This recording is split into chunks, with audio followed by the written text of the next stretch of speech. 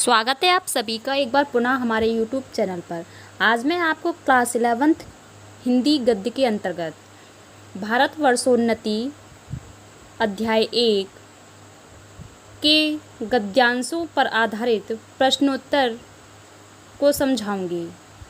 इस वीडियो को आप ध्यानपूर्वक देखेंगे कि मैंने इस वीडियो में जो गद्यांश समझाए हैं वो किस प्रकार समझाए हैं, इनको आसानी से समझने का प्रयत्न करिए। तो आपका जो प्रथम पाठ है इसमें हिंदी गद्य में भारतवर्षोन्नति कैसे हो सकती है, तो हम यहाँ पर संक्षेप में इसके उद्देश्य के बारे में थोड़ा सा जानेंगे कि भारतवर्षोन्नति, यहाँ जैसा कि नाम में ही बताया जा रहा है कि भारतवर्षोन्नति कैसे हो सकती है, अर्थात भारतवर्ष की, हमारे देश की उन्नति किस प्रकार हो सकती है। तो इसी में लेखक ने, अर्थात जो भारतेंदु हरिश्चंद्र है वो इस पाठ के लेखक हैं, उन्होंने यहाँ बताने का प्रयास किया है। भारतवर्षोन्नति यह एक निबंध विधा की रचना है और भारतेंदु हरिश्चंद्र जी ने इसमें बताया है कि देश की जनता को कुरीतियों और अंधविश्वासों को त्याग कर, जो हम भारतीय लोग हैं, हमें उन अंधविश्वासों को त्याग कर अच्छी से अच्छी शिक्षा प्राप्त करके उद्योग धंधों को विकसित करने, सहयोग एवं एकता पर बल देने तथा सभी क्षेत्रों में आत्मनिर्भर होने की आवश्यकता है। अर्थात उन्होंने हमें प्रेरणा दी है, कहा है कि हमें अपने कुरीतियों को त्याग कर सहयोग एवं एकता पर बल देने की जो प्रेरणा दी है, उस पर हमें लगना चाहिए। देश की उन्नति के लिए ये बातें आज भी महत्व रखती हैं। इसमें भारतेंदु जी की दूरदर्शिता प्रकट होती है। यहाँ पर मैंने आपको थोड़ा संक्षेप में इसलिए बता दिया कि यह एक निबंध विधा की रचना है, भारतवर्षोन्नति कैसे हो सकती है, और इसके लेखक हैं भारतेंदु हरिश्चंद्र जी। तो हम इनके गद्यांश शुरू करते हैं। इसमें पहला आपका गद्यांश है, इस अभागे आलसी देश में जो कुछ भी हो जाए वही बहुत है। हमारे हिंदुस्तानी लोग तो रेल की गाड़ी हैं, यद्यपि फर्स्ट क्लास, सेकंड क्लास आदि गाड़ी बहुत अच्छी अच्छी और बड़े महसूल की इस ट्रेन में लगी हैं, पर बिना इंजन सब नहीं चल सकती। वैसे ही हिंदुस्तानी लोगों को कोई चलाने वाला हो तो वे क्या नहीं कर सकते। इनसे इतना कह दीजिए, का चुप साधी रहा बलवाना। फिर देखिए हनुमान जी को अपना बल कैसे याद आता है, सो बल कौन याद दिलावे। ठीक है, ये आपका प्रस्तुत गद्यांश था। इसके बारे में हम थोड़ा सा समझेंगे। तो हम गद्यांश को लिखने से पहले हमें उसके पाठ और लेखक का नाम लिखना होता है संदर्भ में। तो सबसे पहले हम यहाँ पे संदर्भ को समझेंगे। संदर्भ आप किस प्रकार लिखेंगे कि प्रस्तुत गद्यांश हमारी पाठ्य पुस्तक हिंदी के गद्य खंड में संकलित पाठ भारतवर्षोन्नति कैसे हो सकती है से लिया गया है। इसके लेखक भारतेंदु हरिश्चंद्र जी हैं। तो भारतेंदु हरिश्चंद्र जी ने इसमें बताया है कि इस अभागे आलसी देश में, अर्थात हमारे देश में जो कुछ भी हो जाए वह बहुत ही अधिक है, क्योंकि हमारे हिंदुस्तानी लोग तो रेल की गाड़ी हैं। वो उन्होंने संज्ञा दी है हम भारतीयों को रेलगाड़ी की। उन्होंने कहा है हम भारतीयों को, उन्होंने रेलगाड़ी की संज्ञा इसलिए कहा है क्योंकि हम हिंदुस्तानियों को, हम भारतीय लोगों को, क्योंकि हमें कोई हमारा नेता होना चाहिए हमें आगे चलाने के लिए, तो हम अगर कोई हमसे कह दे तो हम उस बात को मान लेते हैं। यद्यपि फर्स्ट क्लास, सेकंड क्लास आदि गाड़ी, बहुत अच्छी गाड़ी और बड़े महसूल की इस ट्रेन में लगी हैं। तो यहाँ पर वो कहने का तात्पर्य ये है कि यद्यपि जो फर्स्ट क्लास की गाड़ियाँ होती हैं, सेकंड क्लास, ऐसे ही हम भारतीयों में अच्छे अच्छे कार्य कर सकते हैं, बस उन्हें कोई बताने वाला होना चाहिए, पर बिना इंजन सब नहीं चल सकती।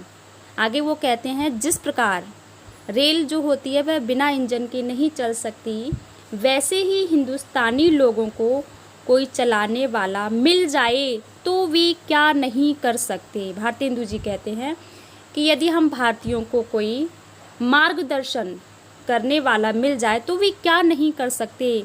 इनसे तो बस इतना कह दीजिए कि का चुप साध रहा बलवाना। यहाँ पर ये देखिए आपका का चुप साध रहा बलवाना, ठीक है। फिर देखिए हनुमान जी को अपना बल कैसे याद आता है।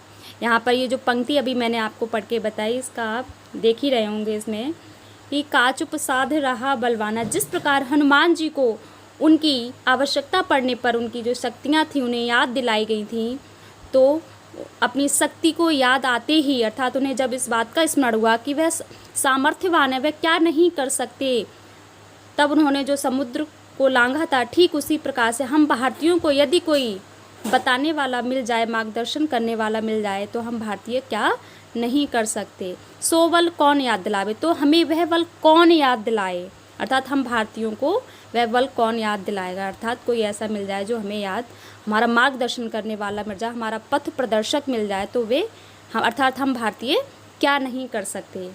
उपर्युक्त गद्यांश के पाठ और लेखक का नाम, जैसा कि भी मैंने आपको गद्यांश में बता ही दिया था संदर्भ में कि उपर्युक्त गद्यांश के पाठ और उसके लेखक का नाम, ये संदर्भ में लिखते हैं, ठीक है। अब इसमें आप प्रश्नोत्तर के तौर पे लिख सकते हैं कि गद्यांश के पाठ और ये आपका लेखक। पाठ का नाम हो जाएगा भारत वर्षों, भारतवर्षोन्नति कैसे हो सकती है, और लेखक हैं इसके भारतेंदु हरिश्चंद्र जी। रेखांकित अंश की व्याख्या कीजिए, रेखांकित अंश की व्याख्या कीजिए, जो अभी मैंने आपको समझा दी है। इसके बाद है लेखक ने देश के लोगों को किसकी संज्ञा दी है। ये देखिए आपका यहाँ पर प्रश्न है कि लेखक ने देशवासियों को अर्थात हम भारतवासियों को किसकी संज्ञा दी है, कारण सहित उत्तर दीजिए, ठीक है। तो यहाँ पर देखिए लेखक ने हमें रेलगाड़ी की संज्ञा दी है। इस प्रश्न का जो उत्तर था वो ये है कि भारतेंदु हरिश्चंद्र ने हमें रेलगाड़ी की संज्ञा दी है। क्यों? क्योंकि हमें कोई हमारी सामर्थ्य याद दिलाने वाला हो तो हम क्या नहीं कर सकते। इसके बाद है का चुप साधी रहा बलवाना। इस लोकोक्ति के माध्यम से लेखक किस बात को स्पष्ट करना चाहता है, तो यहाँ इस प्रश्न का उत्तर हो जाएगा कि जिस प्रकार हनुमान जी को उनकी शक्ति याद दिलाने पर उन्होंने समुद्र को लांघ लिया था, पार कर लिया था, ठीक उसी प्रकार हम भारतीयों को यदि कोई हमारी सामर्थ्य अर्थात हमारा बल याद दिलाने वाला अर्थात हमें हमारा मार्ग प्रशस्त करने वाले यदि कोई मिल जाए तो हम भारतीय क्या नहीं कर सकते, अर्थात वह सब कुछ कर सकते हैं, ऐसा भारतेंदु जी हरिश्चंद्र जी ने कहा है। प्रस्तुत गद्यांश का आशय अपने शब्दों में लिखिए। आशय मतलब उन्होंने क्या हमें संदेश दिया है, तो भारतेंदु हरिश्चंद्र जी ने इसमें बताया है कि इस अभागे आलसी देश में जो कुछ भी हो जाए वह बहुत है। हमारे हिंदुस्तानी तो रेलगाड़ी हैं, यद्यपि फर्स्ट क्लास सेकंड क्लास आदि गाड़ी बहुत अच्छी गाड़ी और बड़े महसूल की इस ट्रेन में लगी है। तो तात्पर्य सिर्फ यही है कि इस गद्यांश के माध्यम से भारतेंदु हरिश्चंद्र जी ने कहा है कि हम भारतीय क्या नहीं कर सकते, यदि कोई हमें हमारी सामर्थ्य को बताने वाला हो, हमारा पथ प्रदर्शन करने वाला हो, मार्ग दिखाने वाला हो, तो हम सब कुछ कर सकते हैं, अर्थात हम भारतीय सब कुछ कर सकते हैं।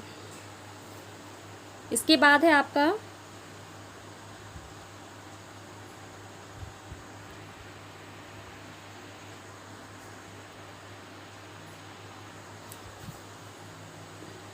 यह समय ऐसा है कि उन्नति की मानो घुड़दौड़ हो रही है। अमेरिकन, अंग्रेज, फरासी, सादी, तुर्की, ताजी सब सरपट दौड़े जाते हैं। सबके जी में यही है कि पाला हमें पहले हम छू लें।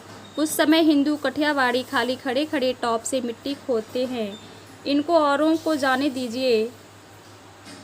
जापानी टट्टुओं को हाँफते हुए दौड़ते देख करके भी लाज नहीं आती। यह ऐसा समय है जो पीछे रह जाएगा फिर कोटि उपाय किए भी आगे ना बढ़ सकेगा। इस लूट में, इस बरसात में भी जिसके सिर पर कमबख्ती का छाता और आंखों में मूर्खता की पट्टी बंधी रहे, उन पर ईश्वर का कोप ही कहना चाहिए। इस गद्यांश में लेखक ने बताया है कि उन्नति की मानो घुड़दौड़ हो रही है।